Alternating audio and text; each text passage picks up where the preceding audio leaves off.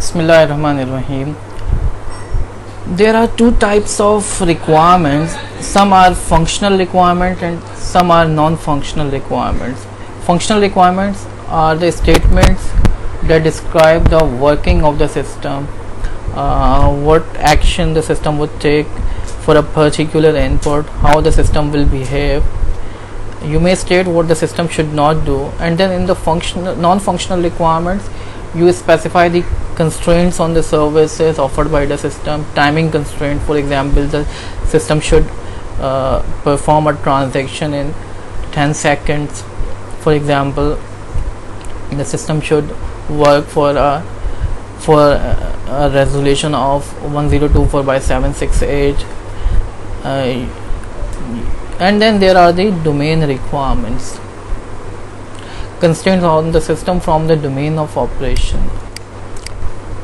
So the functional requirement describe the functionality or the system services. For example, the system should log the information.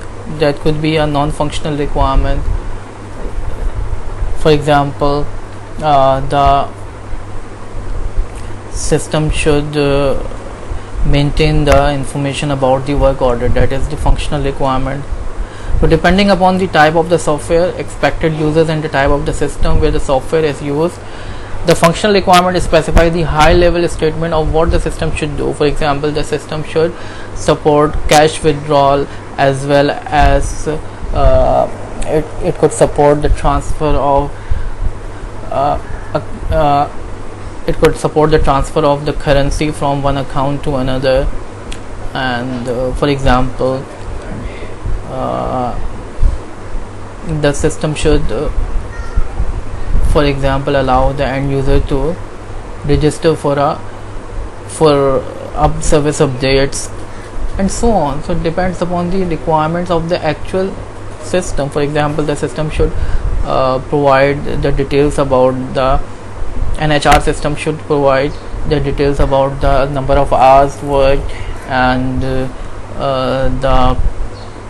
overtime, the double time,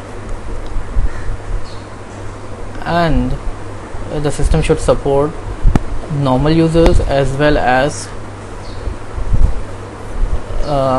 special type of the employees. So these are the functional requirements of the system.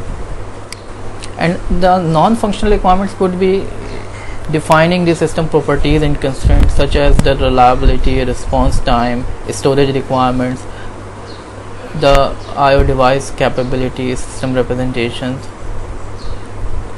So you could also specify a particular ID, programming language, the development method.